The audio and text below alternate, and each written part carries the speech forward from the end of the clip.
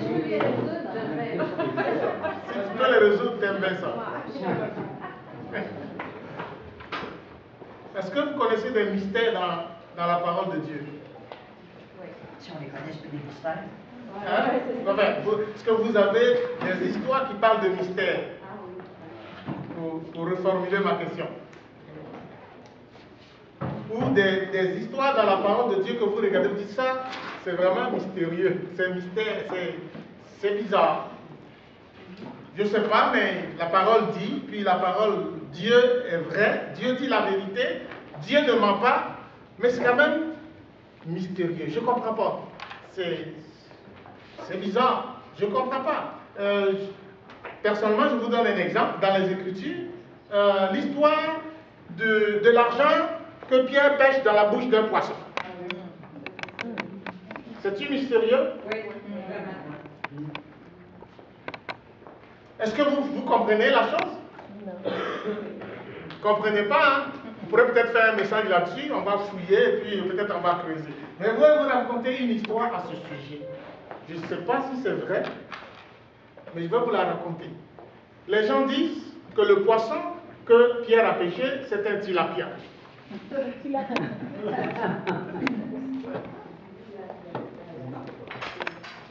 ne connaissez pas le tilapia? Oui. Ben, à la réunion semi-annuelle, je vais vous montrer une photo de tilapia. Voilà. C'est pas le meilleur des poissons. Et puis, le tilapia a la caractéristique suivante. Quand elle fait ses enfants, les petits poissons qui vont sortir, elle les garde dans sa bouche. Pendant un bon moment, avant que les poissons aient la force de partir tout seuls. À ce moment-là, elle les crache ou je ne sais pas moi, elle les sort, le tilapia les sort puis s'en vont. Alors, il est habitué comme maman à garder des choses dans sa bouche. Donc, il s'en va chercher dans l'eau des affaires, des pièces. D'où le fait que c'est facile de trouver dans la bouche d'un tilapia des affaires autres que le petit poisson. Donc, la pièce d'argent serait cette affaire que le tilapia a trouvée dans l'eau puis il l'a mis dans sa bouche. Je ne vous dis pas que c'est vrai, mais les gens cherchent une explication. Comment de l'argent se trouve dans la bouche d'un poisson? Spécial. Mais Jésus dit à Pierre, va pêcher. Le premier poisson que tu vas attraper, pas le deuxième. Le premier que tu vas pogner, mets-lui la main dans la bouche, tu vas trouver de l'argent et ça sera suffisant pour payer ton impôt et le mien. Et c'est ça que Pierre fait. Et il pogne le poisson et il paye l'impôt. Mais remarquez que si Jésus avait déjà payé l'impôt 1 ou 2 ans avant, ce n'était pas la première fois. Mais pourquoi c'est à ce moment-là qu'il envoie cette histoire, qu'il envoie Pierre dans l'eau? Il y a tout c'est quoi? Mystère, c'est-à-dire il y a quelque chose de bizarre, surnaturel sur ce qui se passe ici, mais qui est vrai. Parce que Pierre a vraiment trouvé de l'argent dans la bouche du poisson. Ce matin, j'aimerais vous parler de l'Église. L'Église. Et vous proposer que l'Église est un mystère. Éphésiens 3.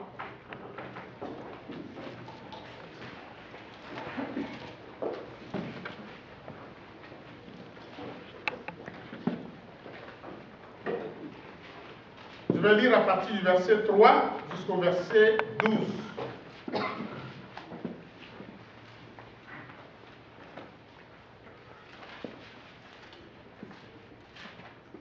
Ou 11, je vais m'arrêter à 11, peut-être aussi. C'est par révélation que j'ai eu connaissance du mystère sur lequel je viens d'écrire en peu de mots. Donc, il commence en parlant de mystère. C'est quoi le mystère? En les lisant, vous pouvez vous représenter l'intelligence que j'ai du mystère de Christ. Il n'a pas été manifesté aux fils des hommes dans les autres générations, comme il a été révélé maintenant par l'Esprit aux saints apôtres et prophètes de Christ. Ce mystère, ça fait la troisième fois, c'est que les païens sont co-héritiers, forment un même corps et participent à la même promesse en Jésus-Christ par l'évangile dont j'ai été fait ministre, selon le don de la grâce de Dieu qui m'a été accordé par l'efficacité de sa puissance. Là, il vient de révéler le mystère. À moi qui suis le moindre de tous les saints, cette grâce a été accordée d'annoncer aux païens les richesses incompréhensibles de Christ et de mettre en lumière quelle est la dispensation du mystère caché de tout temps en Dieu qui a créé toutes choses afin que les dominations et les autorités dans le lieu céleste connaissent aujourd'hui par l'Église la sagesse infiniment variée de Dieu selon les desseins éternels qu'il a mis à exécution par Jésus-Christ notre Seigneur. Combien de fois le mot mystère a été utilisé dans cette portion? 4 fois. Dans d'autres versions, on va remplacer mystère par plan caché. Le plan caché.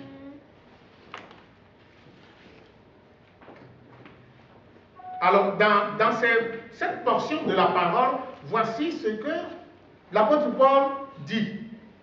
Voici ce qu'on peut relever des vérités qui ressortent de ce texte. Paul dit qu'il a eu connaissance de ce mystère par révélation. C'est au début du verset 3.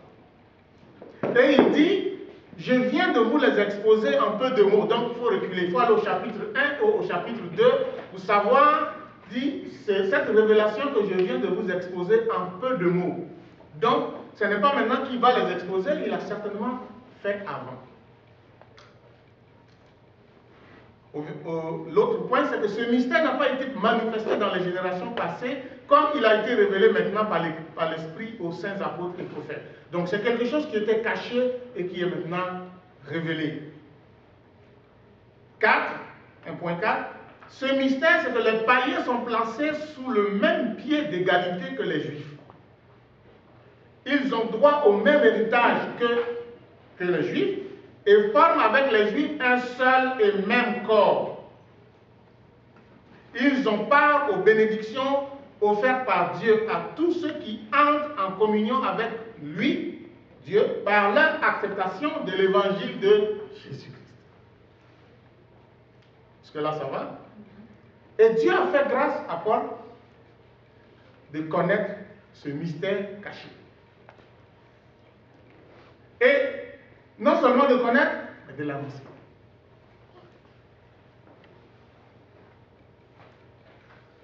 Et l'autre point, c'est que les dominations et les autorités célestes connaissent maintenant par l'Église la sagesse infiniment variée de Dieu. Par un mystère, Dieu fait connaître sa sagesse infiniment variée. Par un mystère, Dieu fait connaître sa sagesse infiniment variée. Est-ce que vous comprenez ça? Dieu fait connaître sa sagesse par un mystère. C'est extraordinaire ça. Hein? Par Christ, tous ont la liberté par la foi de s'approcher de Dieu avec confiance. C'est aussi quelque chose qui ressort. L'Église. L'Église, le mystère. Caché de tout temps et révélé maintenant par Jésus-Christ. L'Église. Vous et moi, la communauté des saints. L'Église. Remarquez que durant que Jésus était dans le ministère, pendant son ministère, Jésus il a posé une question à ses disciples un jour sur son identité. Qui dit-on que je suis? Qui dit-on que je suis? Et puis les disciples ont commencé par lui dire, mais les gens pensent que tu es Élie, d'autres que tu es Jean-Baptiste, les autres un prophète. Et puis après il arrête de dire, mais vous qui marchez avec moi depuis peut-être 1 an et demi, 2, qui dites-vous que je suis? Et puis Pierre lui dit, tu es le Messie. Et voici la réponse de Jésus. Tu peux te réjouir, Simon, fils de Jonas, car ce n'est pas de toi-même que tu as prouvé cela, tu as trouvé cette réponse. C'est mon Père céleste qui te l'a révélé. À mon tour, je te déclare, tu es Pierre, c'est-à-dire roc, et sur cette roche, j'édifierai mon église. Je bâtirai mon église, ce mystère. Devant laquelle ni le pouvoir de la mort, ni la puissance infernale ne résisteront. Aucun ennemi ne pourra la détruire.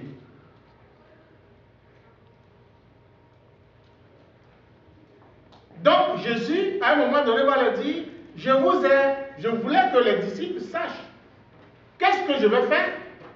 Je vais bâtir l'église. Et aussi qu'ils comprennent plus tard qu'il va les impliquer dans ce ministère pour bâtir ce mystère. C'est incroyable. Quand il est mort et ressuscité, Jésus a dit ceci. Je vous ai appelé pour faire de vous des pécheurs d'hommes. Je vous ai enseigné tout ce que vous avez besoin de savoir. Et il y a des choses que je vous ai cachées parce que vous n'étiez pas prêts à les recevoir maintenant. Dans Jean 16, je pense, il dit, quand l'Esprit viendra, il vous annoncera les choses que vous ne pouvez pas recevoir maintenant. Et non seulement il va vous annoncer ces choses, mais il va vous rappeler aussi ce que je vous ai enseigné. Alors il pose la question, mais est-ce que c'est en ce temps-là que le royaume des cieux sera... Est-ce que c'est en ce temps-là, dans Actes? Et il dit ceci, Jésus dit, dans sa souveraineté, le Père a fixé les différentes époques de l'histoire du monde ainsi que l'heure où son plan se réalisera. Ce n'est pas votre affaire de les connaître. Mais bientôt, le Saint-Esprit descendra sur vous et vous revêtira de force pour vous rendre capable d'être mes témoins à Jérusalem à travers toute la Judée et la Samarie et jusqu'au bout du monde. Vous voulez savoir quand est-ce que ça va se réaliser? Ce n'est pas votre affaire. Ce qui est votre affaire, c'est de vous associer à moi pour bâtir l'Église. Et pour cela, vous allez recevoir la puissance d'en haut et vous allez être mes témoins. Et à partir de Jérusalem, dans la Judée, dans la Samarie et jusqu'aux extrémités de la terre, vous allez travailler à amener des âmes à Christ, même des prostituées, pour bâtir l'Église, qui est ce mystère révélé. Maintenant, à quoi l'Église est-elle un mystère? Puisque Dieu l'appelle mystère, puisque Paul a eu la révélation que c'était un mystère, et puis qu'il dit que c'était un mystère, en quoi c'est un mystère? Pourquoi c'est un mystère? L'Église est un mystère, non pas parce que les païens vont être sauvés, non. Ça a été déjà dit dans Genèse, verset 12, Dieu dit à Abraham, en toi, toutes les générations seront bénies, toutes les nations de la terre seront bénies. Donc il parle aussi des païens. On s'entend-tu? Ce n'est pas parce que les païens vont être sauvés que c'est un mystère. Mais en quoi c'est un mystère? Je crois que c'est dit dans la parole, il n'y a rien à inventer. C'est un mystère parce que Dieu fait des juifs et des non-juifs une nouvelle entité. Une seule et même chose. Ce qui n'était pas pensable ni pour les juifs, ni pour les non-juifs.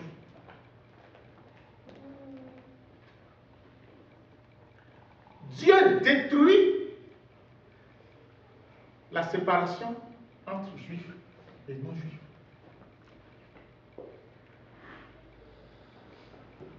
L'union entre le juif et le non-juif, c'est un concept révolutionnaire.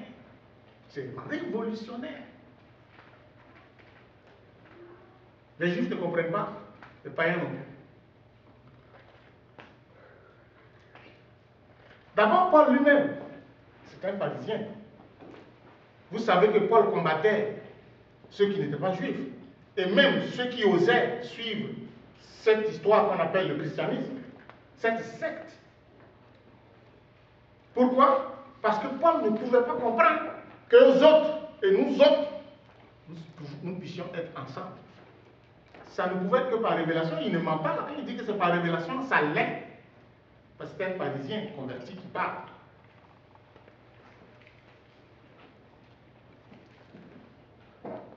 Pharisien, ça veut dire les séparer. Différents de vous autres. Et on peut utiliser les mots comme ce sont les différents des autres. Vous autres, et nous autres. Les pas comme les autres. C'est ça, pharisien. Les bons par rapport aux autres. Ça vous dit de quoi dans les Écritures? Luc 18, versets 9 à 14. Le publicain et le pharisien. Oh Dieu, je te loue de ce que je ne suis pas comme cette dame et comme cet homme. Je donne ma dîme et puis je fais ceci et puis je fais cela et je gère. Et puis l'autre qui dit, oh Seigneur, je t'en supplie, je suis pécheur, fais-moi grâce. Dieu prend ce pharisien et ce publicain séparés, puis les poigne ensemble. C'est ça le mystère.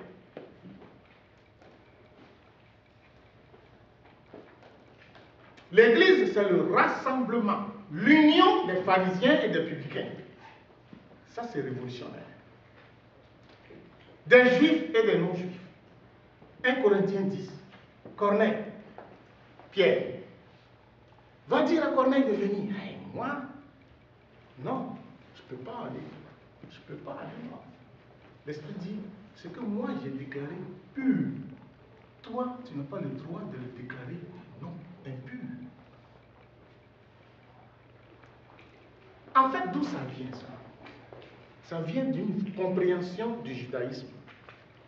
Et j'aimerais qu'on pousse plus loin, peut-être dans les autres images. La compréhension du judaïsme, la vision du judaïsme, c'est qu'il y a une classe, il y a des catégories de gens dans la société. La première catégorie, ce sont ce qu'on appelle les amis fidèles. Dans leur langue à eux, on appelle ça les chassidim ou les hassidim. C'est eux les fidèles, les bons. Peut-être les pharisiens.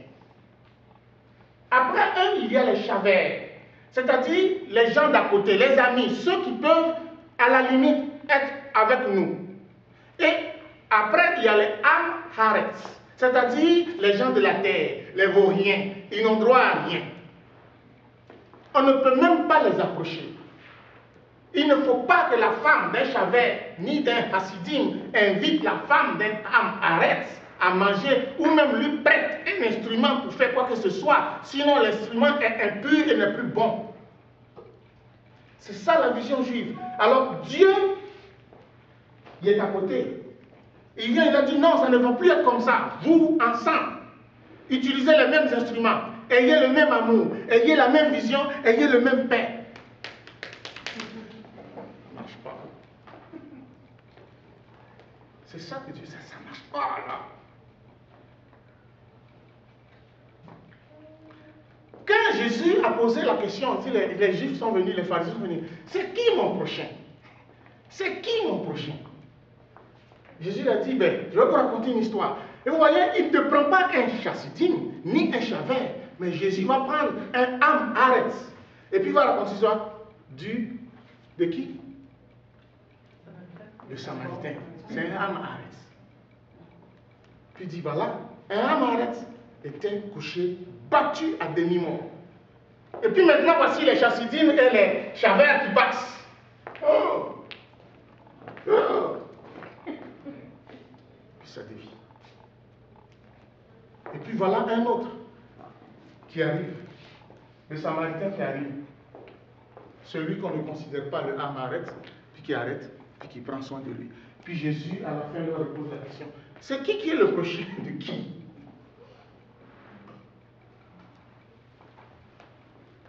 Il renverse complètement la compréhension de ces gens-là. Donc tu es en train de me dire qu'un gars comme ça va peut être mon prochain, toi aussi. Voyez-vous, les Juifs auraient aimé que vous et moi nous soyons sauvés, mais pas de la même place. Ça existe dans la société, non?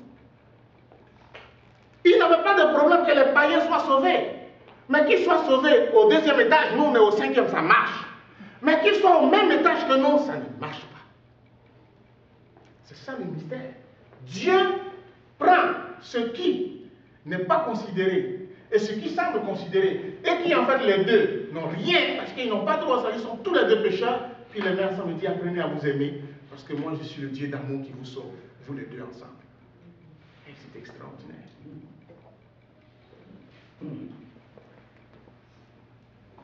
Car il est notre Père, Ephésiens 2, 14 à 15, lui qui des deux n'en a fait qu'un, et qui a renversé le mur de séparation, l'inimitié, ayant anéanti par sa chair la loi des ordonnances dans ses prescriptions. Il a voulu créer en lui-même, avec les deux, un seul homme nouveau, en établissant la paix et les réconcilier avec Dieu l'un et l'autre en un seul corps par la croix en détruisant par elle l'inimitié.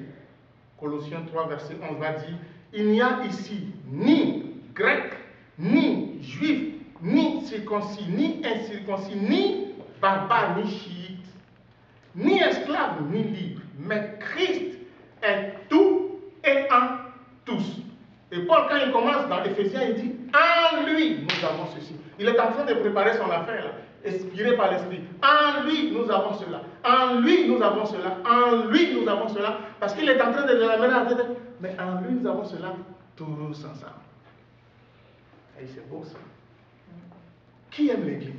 Est-ce que ça vous, maintenant, ça vous donne le goût de dire, hey, l'Église, c'est sérieux cette affaire.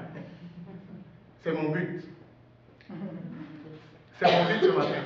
De vous amener à regarder l'Église autrement. On en parle beaucoup cette affaire, l'Église, l'Église, l'Église, l'Église, l'Église, l'Église. J'aimerais qu'on essaie de... Parce que moi, j'ai été renversé quand j'ai compris, pendant ma méditation, l'Église, et je suis devenu encore plus amoureux et prêt à défendre l'Église. C'est extraordinaire, l'Église.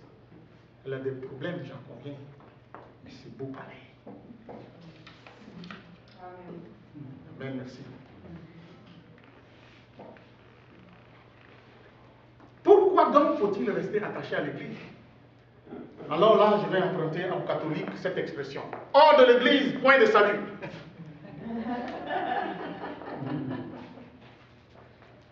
Voyez-vous, je crois que les catholiques avaient raison. Mais ils ont détourné l'affaire pour que ça soit un peu camouflé. Parce que quand ils disent hors de l'Église, point de salut, ils pensent à l'Église catholique. Oui, mais dans un sens, c'est l'Église universelle. Le corps de Christ invisible. Mais c'est devenu une réalité physique qu'on touche. À la limite, c'est devenu que si tu n'es pas à l'Église catholique, tu n'es pas sauvé. Mais il y a quelque chose de vrai dans ça, mes amis. Dieu dit clairement que tous ceux qu'il sauve par la foi en Jésus-Christ, où il est né, dans le corps, dans l'Église. Donc, ce petit qu'il y a quelqu'un qui est sauvé et qui n'appartient pas à l'Église, ça se peut pas. Ça se peut pas. Ce petit quelqu'un dit, je crois en Jésus-Christ, je suis sauvé par le sang de Christ, mais je ne vais pas à l'Église, je n'appartiens pas à l'Église. Ça ne marche pas. Si vous lisez bien la traduction de Actes 2,47, on pense souvent que c'est l'Église universelle, il dit, et chaque jour, Dieu ajoutait à l'Église ceux qu'il sauvait. Ici, l'Église, c'est l'Église locale. Ce n'est pas l'Église universelle, là, quelque chose qu'on voit pas. Non.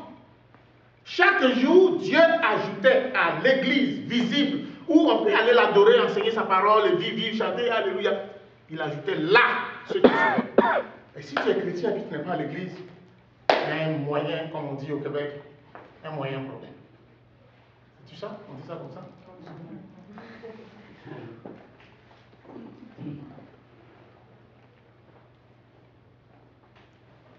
Nous avons tout en Jésus-Christ. Nous devons rester attachés. Dieu a tout mis sous les pieds de Christ et a donné quoi? L'Église. A donné pour chef suprême à quoi? À l'Église, Christ. Est-ce que tu veux avoir quelque chose sans l'Église? Tu n'es pas le chef de Christ si tu ne partais pas à l'Église. Est-ce que vous comprenez ça? Le chef, Christ est le chef de l'Église. Et si nous sommes dans l'Église, nous sommes alors soumis à Christ. Mais si tu te débarrasses de l'Église, tu es en train de dire à Christ,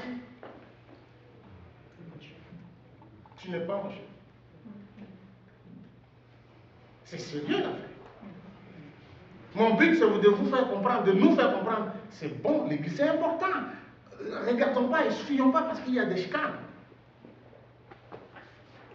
Et imaginez-vous que moi, je sois tout le temps en train de dire que je vais changer de femme. Et que Ursule, avec moi, ça chicane trop. Puis je vais changer de femme. Je n'en finirai pas. Je risque d'avoir trop de femmes. Et ne jamais être content. Mais c'est évident. Ne fuyez pas l'église parce que vous avez des chicanes. Dieu vous a placé là. Parce qu'il y a une seule chose, mon ami, mon frère, ma soeur. Il y a une seule réalité que Jésus va venir chercher. C'est l'église. Il ne va pas fouiller. Hey, c'est où ça? Ils sont tenus, et où? C'est ça. Hey. Non. Prends l'église. Il est celui qui l'applique tout ce qui lui appartient. Quand il prend une église. Si tu n'es pas dedans, c'est que tu n'es pas avec lui. Vous ne comprenez pas ça, hein? Mais c'est la pure vérité. Voyez-vous que ce qui a dit dans Matthieu 7, il dit, je ne vous ai jamais connu, vous tous qui commettez l'iniquité, retirez-vous de moi. Ils ne font pas partie de l'église. Ils veulent entrer dans le royaume, ils ne font pas partie de l'église.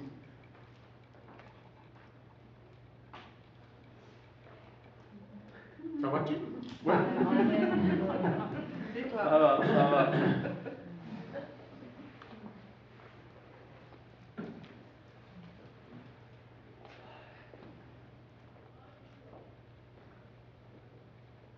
L'église est l'œuvre parfaite du Dieu créateur.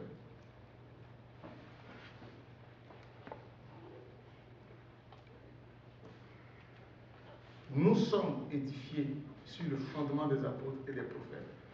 Jésus-Christ en personne est la pierre sur laquelle tout l'édifice s'allume. Dieu a rendu vivants juifs et non juifs par an. Les a ressuscités ensemble et les a fait asseoir ensemble en Jésus-Christ dans les lieux célestes. Chapitre 2. C'est pourquoi Paul, ayant compris ce qu'est l'Église, cette beauté, Paul prie. Il dit, je prie afin que vous ayez un esprit de sagesse et de révélation, que les yeux de vos cœurs soient illuminés pour comprendre aussi ce mystère, afin d'aligner votre vision et votre comportement en conséquence. L'Église, comprendre. L'Église est la seule communauté qui atteint la vertu la plus élevée de l'intégration dans le monde. Il n'y en a pas une autre. L'Église est la seule communauté qui atteint la vertu la plus élevée de l'intégration, de l'acceptation, de l'amour, du pardon, de l'égalité. C'est la communauté au monde dans laquelle tous ont droit au même héritage, au même bonheur, même si les appels et les dons des membres sont différents. C'est la seule communauté.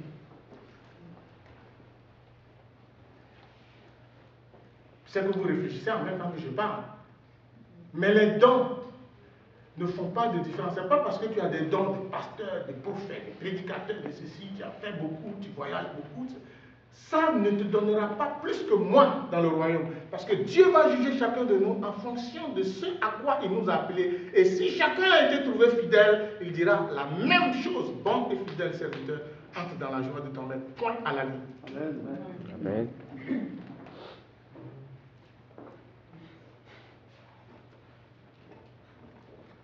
N'oubliez pas pour que Dieu vous en donne peu. C'est pas pour ça que je dis ça.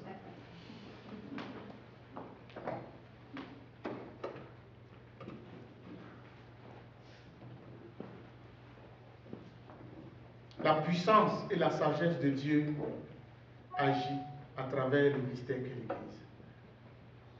C'est pourquoi les dominations et les autorités dans les lieux célestes connaissent aujourd'hui par l'Église la sagesse infiniment variée de Dieu. Ça, c'est le verset 10 de Éphésiens 3. Et ça dit dans une autre version, car maintenant la sagesse de Dieu aux aspects infiniment variés doit être manifestée par l'Église. Je vais finir avec ça. Dans le mot grec classique, je ne suis pas grec, je lis et puis je trouve des choses qui sont intéressantes, je vous les communique.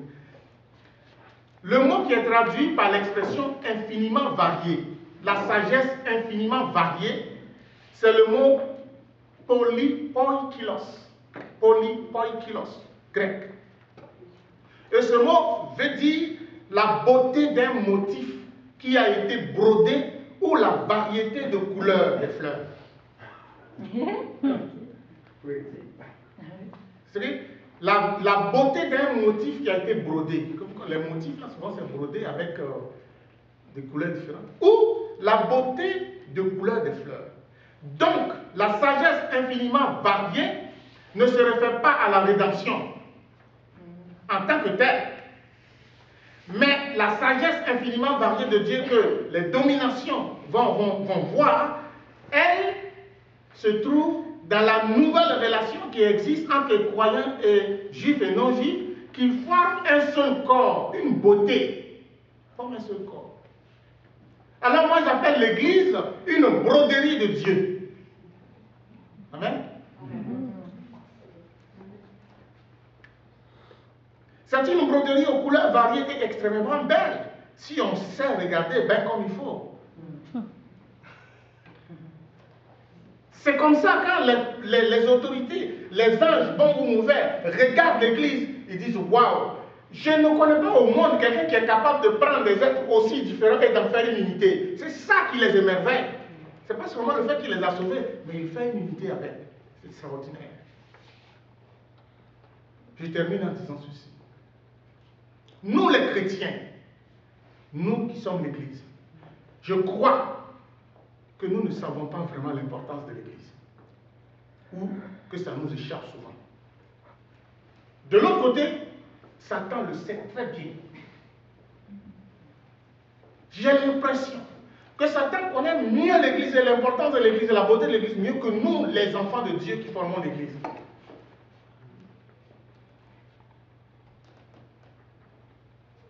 Quand tu ne connais pas le danger d'une plaie à ta peau, tu es négligent, hein? Jusqu'à ce que ça devienne grave. Puis tu dis, priez, priez. Mais si tu sais que c'est dangereux ce petit bout que tu vois, tu fais vite. Et notre vision de l'Église explique aussi souvent notre comportement de l'Église, vis-à-vis de l'Église. Arrêtons par notre ignorance et notre esprit rebelle de fournir des cartouches dans cette guerre que Satan nous livre à l'Église de Jésus-Christ. Ce bijou, cette broderie. Pour terminer. À celui qui, par la puissance qui agit en nous, peut réaliser infiniment au-delà de ce que nos prières peuvent demander, ou que notre imagination ose espérer, à lui soit la gloire dans l'Église, en Jésus-Christ, à travers toutes les générations, jusqu'au temps infini du monde à venir. Et puis il dit Amen. Il est tellement compliqué que c'est comme ça que ça doit être. Et qui dit Amen, il dit Amen.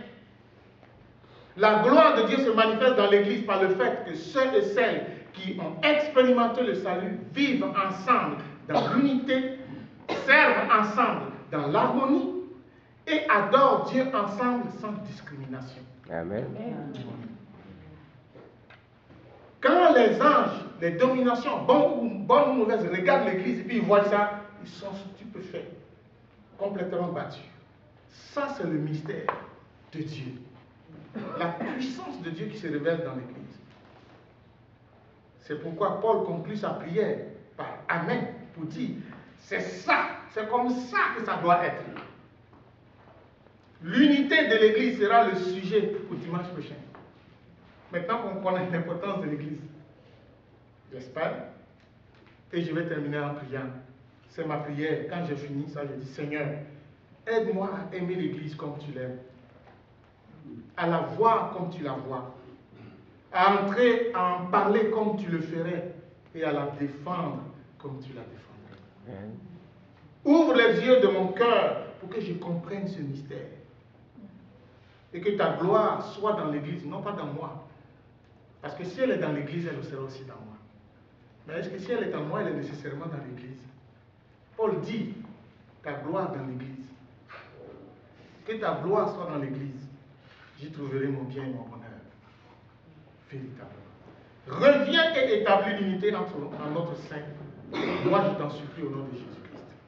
Si vous la voulez, cette prière, je vais vous l'amener par email. Vous allez la prier pour vous-même. Que Dieu nous bénisse. Champion. Il est même surpris. Il est même surpris. Je suis surpris de mon exploit. C'est Éphésiens 3, 20, 21. Que Dieu nous bénisse et nous garde. Amen.